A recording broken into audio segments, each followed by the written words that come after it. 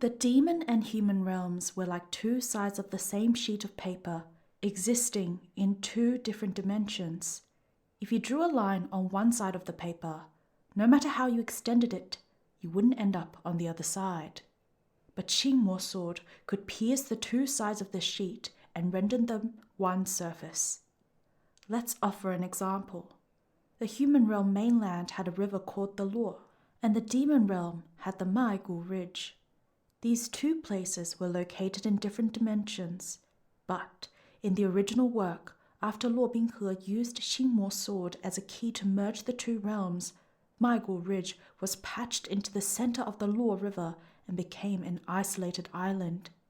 After receiving the simple explanation, Liu Qingge furrowed his brow. "Such a thing is really possible," he said. "Of course. The original Luo Binghe succeeded at it," Shen Qingqiu nodded gravely. Liu Qingge thought, then said, "This will have some serious consequences. You'll need more evidence to convince the sect leaders." If evidence was what he needed, he really didn't have any. Shen Qingqiu was starting to get a headache when Luo Binghe, who had gone quiet for a while, suddenly spoke. "Why doesn't Shizun ask me?" Liu Qingge replied before Shen Qingqiu could with a tsk. There were plenty of reasons for that. Luo Binghe had demon blood, and he had long since dropped all pretenses with the sects. He was infamous across the land, and he had turned Huanghua Palace into a straight-up heretic cult. Though its power had not weakened but grown under his hand, the other great sects had exiled the palace from their ranks, and its status as a, quote, renowned righteous sect was true only in name. Of course, in that case, Luo Binghe could be of no help, so there probably wasn't any reason to ask him. Though Shen Qingqiu understood this in his heart, he couldn't say so too frankly. He didn't know whether Luo Binghe's fragile glass heart would subsequently shatter. He let out a few awkward laughs, but before he finished, a small bit of extra weight suddenly pressed against his back. Luo Binghe's head leaned lightly on his left shoulder. Shen Qingqiu thought he was just acting cute again and tried to shake him off, but when he looked closer, Luo Binghe's eyes were closed in a peaceful sleep. He had fallen asleep while standing. "Weren't you chatting perfectly fine just now?" Shen Qingqiu reached behind himself and took a firm hold of Luo Binghe's arm to keep him from falling off the sword. "Luo Binghe," he called quietly. No reaction. After a pause, Shen Qingqiu used a lower and quieter voice. "Binghe." Only after being called twice did he slowly open his eyes. At the sight of his unfocused gaze, Shen Qingqiu couldn't resist asking, "Are you really that tired?" It was only a few days since the holy mausoleum, and even if the wounds Luo Binghe had suffered had healed quickly, they'd likely still left some lingering effects. Passing out now and then couldn't be considered surprising. Luo Binghe shook his head. "I'm not." Shen Qingqiu thought it over, then turned towards Liu Qingge, who was watching them with crossed arms and a cold gaze. "Liu Marshal brother, after we cross the borderlands, why don't you go on ahead? Go back to Changqiu Mountain and summon the sects for a discussion with the sect leader and the others."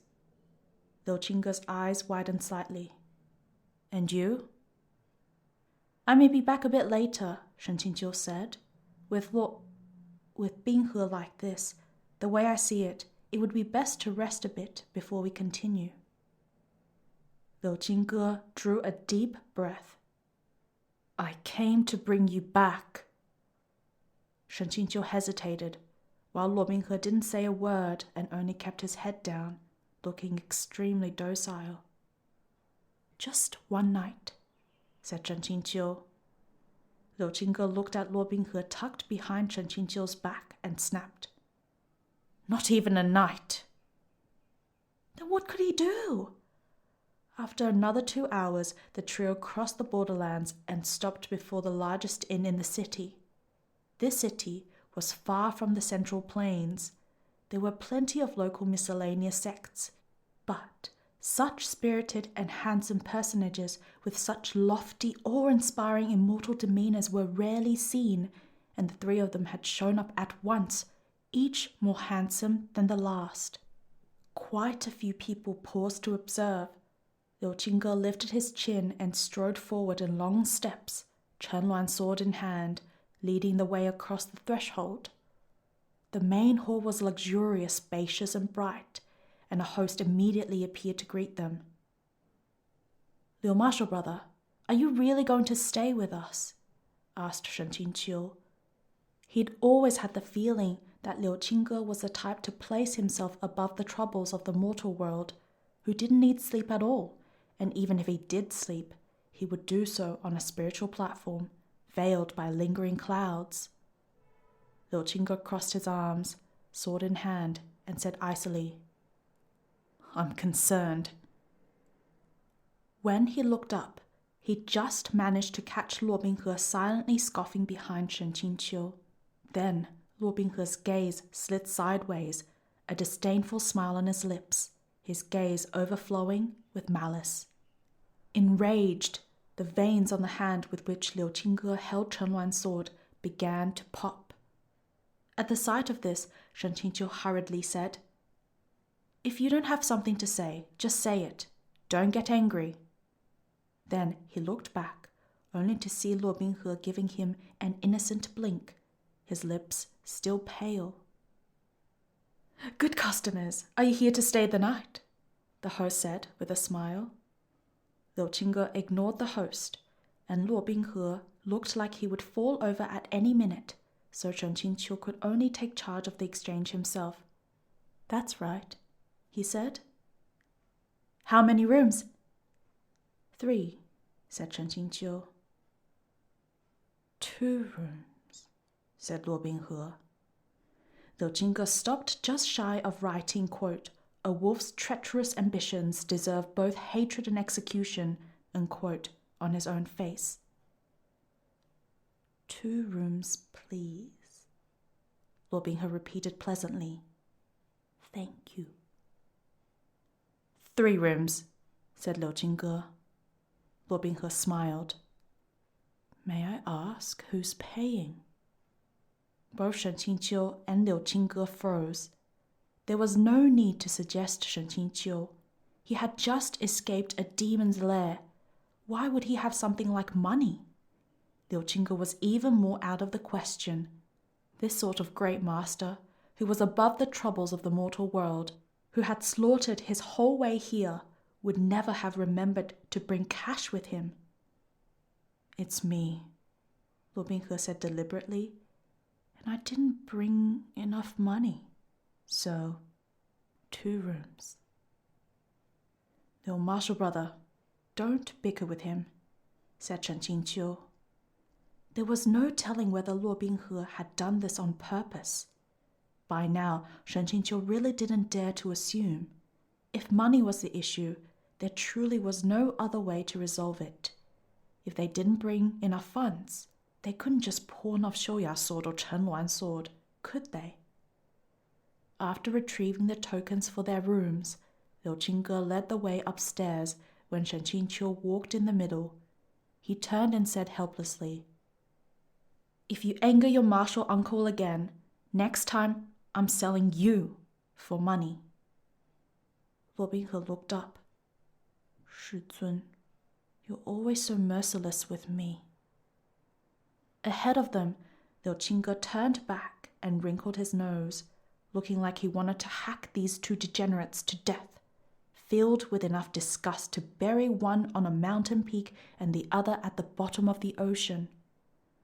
The 2 rooms were right next to each other, and the distribution of occupants was a serious problem.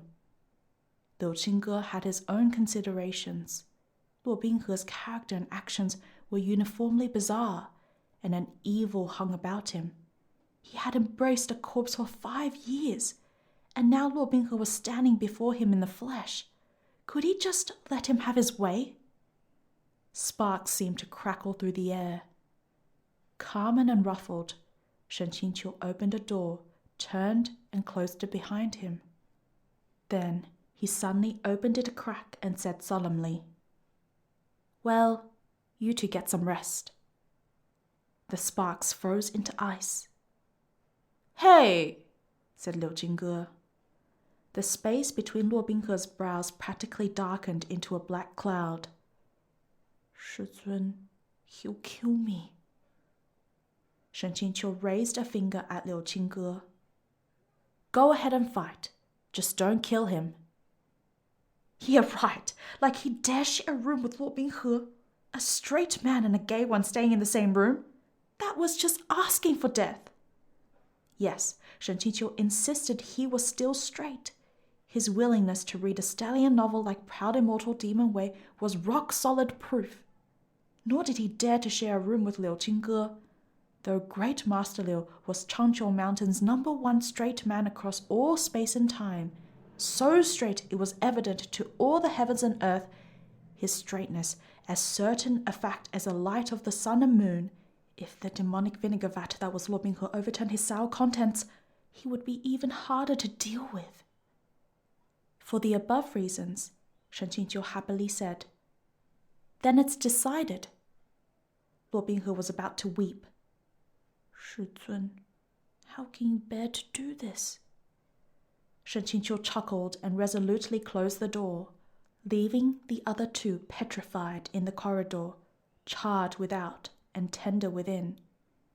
He had decided to find some place to rest before Luo Binghe looked tired and weak. But looking at him now, didn't he seem quite healthy? He'd worried for nothing. After bathing, Shen Qingqiu changed into clean inner robes. Bored and with nothing to do, he spotted a few small thin booklets stacked on the low table. Each had gaudy covers, and he couldn't really read the titles, but they were marked with numbers like 1, 2, and 3. So he pulled one out and leaned back against the headboard to read. Skimming through the lines 10 at a time, he found the text full of ornate prose and sentimental descriptions, and it even came with exquisite illustrations. Shen Qingqiu was about to take a closer look when that long-absent system notification came chirping at him. "Hello. Notification number 1. Satisfaction points exceeded threshold. Drop conditions for key item achieved. Please prepare to receive. If the item is not withdrawn within the drop period, it will expire." A key item? That fake Jade Guanyin that could reduce up to 5,000 anger points? Shen Qingqiu tossed the booklet in his hands aside. Wait a minute. Satisfaction points exceeded threshold. Drop conditions achieved for key item achieved. Are you saying that before, as I hadn't reached a certain amount of satisfaction points, the key item wasn't even usable? Correct, System said. Then what the hell had been the point of asking him whether he wanted to use it before? If he activated it without having met the prerequisite conditions, wouldn't he have had to use the small scenario pusher anyway? And there wasn't really a use for the item anymore, was there? Shen Qingqiu sincerely believed that henceforth, even if he didn't get gay with Luo Binghe, as long as he didn't get gay with anyone else, the protagonist's anger points wouldn't explode. Even if he shoved Luo Binghe to the ground and tried to beat him to death, the only point value that would increase would be satisfaction. Notification number 2. High energy ahead. An important quest is about to appear at Donghua Monastery. Please be prepared to accept it. Have a good one. Version 2.0 even came with, quote, high energy ahead notifications? Come to think of it, Luo Binghe had occasionally been exceedingly intimate with Shen Qingqiu, but his satisfaction points had never increased. Shen Qingqiu had been confused by this. This wasn't him being narcissistic. It was just that, with Luo Binghe's sorry tendency of raking in satisfaction points from every single glare, scolding, or beating, it really was unscientific that they hadn't doubled by now. Had chéngxíng just failed to hear or otherwise missed the notifications? When he opened the system's database, the satisfaction points really hadn't increased by much. When he asked about this, the system said, "The satisfaction points value has recently increased with excessive frequency. Satisfaction points will be cultivated monthly in order to conserve system resources. Have a good one." Calculated monthly? chéngxíng had a premonition that it would be a terrifying number. He was just about to ponder whether any important plot points occurred at Zhaohua Monastery around this time when someone lightly knocked on his door. chéngxíng's first assumption was that it was definitely Luo Binghe, but when the newcomer walked in, he realized that he had overestimated himself this time. The one who walked in was actually Liu Qingge. Didn't Liu Qingge always prefer to walk straight in over the door after kicking it down? Since when had he learned to knock? In any case, the straight man could be allowed to come inside. chéngxíng stepped aside to let him pass, closed the door and asked, "Why has Liu Marshal brother come calling in the middle of the night? Where is Luo Binghe?" Liu Qingge's face was stony. "I don't know." His expression said clearly that he'd rather sleep on the roof than share a room with that little beast. chéngxíng internally rolled with laughter. Liu Qingge shot him a glare, then reached into his lapels, pulled something out, and tossed it to him. chéngxíng caught it and saw that it was one of the old folding fans he had left in Qingjing Peak's bamboo house. chéngxíng couldn't resist the urge to spread it with a sharp swish, and the resulting cool breeze immediately made him feel more lively and refreshed. A folding fan really was a deadly weapon when it came to acting badass. He could feel his B points explosively surging by the second. "Moved," he said.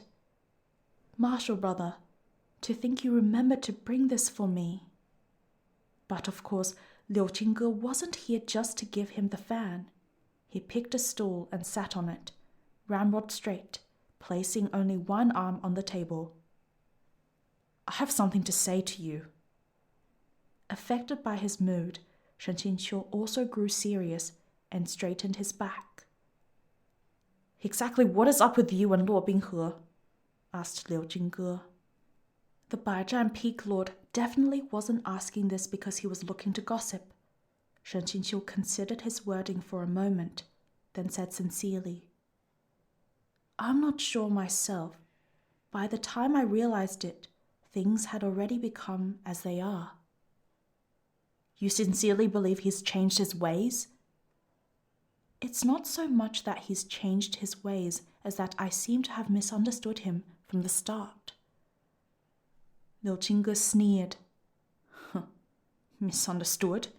He forced you to self-detonate, tormented Huanghua Palace, laid siege to Changqiu Mountain, burned and smashed Qiongbing Hall, and injured sect leader.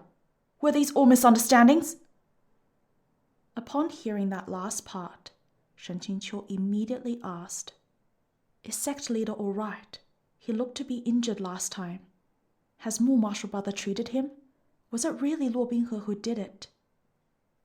"Who else could it have been?" Liu Qingge spat. "Are you still looking for excuses for him? You've lost your senses." No, he wasn't looking for excuses for Luo Binghe. Rather, he was genuinely unsure as to whether Luo Binghe could injure Yue Qingyuan so easily. It must be known that Luo Binghe and Yue Qingyuan had fought head-to-head several times in Proud Immortal Demon Way, and not once had Luo Binghe gotten the better of the sect leader. In the end, he had needed to use the original flavor chéngxíng to drive that sect leader to his horrible death, pierced through by 10,000 arrows. Come to think of it, in both the original work and in this world, Yue Qingyuan truly treated Shen Qingqiu unusually well. Shen Qingqiu had been perplexed by this since early in the novel. Why did the great leader of a righteous sect bestow such favor on a scum villain of all people?